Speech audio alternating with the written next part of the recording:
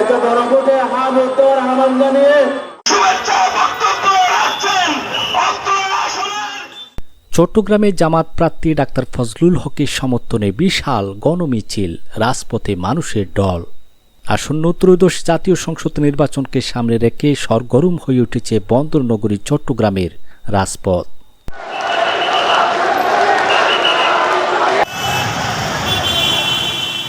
চট্টগ্রাম ৯ আসনে বাংলাদেশ জামাত ইসলামী মনোনীত ও ১১ দলীয় জোট সমর্থিত সংসদ সদস্য পদপ্রার্থী ডাক্তার এ.কে.এম. ফজলুল হকের সমর্থনে এক বিশাল গণমিছিল অনুষ্ঠিত হয়েছে।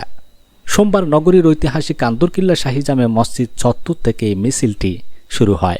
মিছিলে জামাতে ইসলামীর নেতাকর্মী ছাড়াও সাধারণ মানুষের উপস্থিতি ছিল চোখে পড়ার মতো। হাজার হাজার মানুষের স্বতঃস্ফূর্ত অংশগ্রহণে মিছিলটি এক সময় জনসমুদ্রে পরিণত হয়।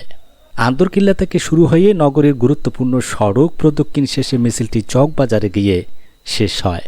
সমাবেশে ডাক্তার এ.কে.এম. ফজলুল হক বলেন, আমরা ন্যায় ও ইনসাফের ভিত্তিতে আগামীর বাংলাদেশ গড়তে চাই।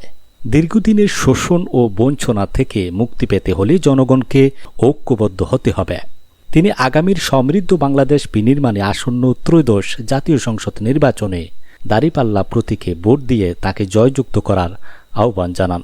একই সাথে তিনি দেশের গণতান্ত্রিক ধারা বজায় রাখতে এবং ভবিষ্যতে যাতে কোনো ফ্যাসিস্ট শক্তির পুনরুত্থান না ঘটে সেজন্য প্রস্তাবিত গণভোটে সকলকে হাঁ ভোট দেওয়ার জোরালো উদাত্ত আহ্বান জানান।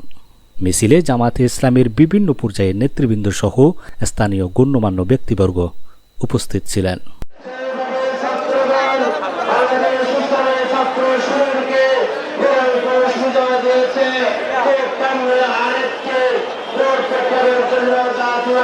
করছে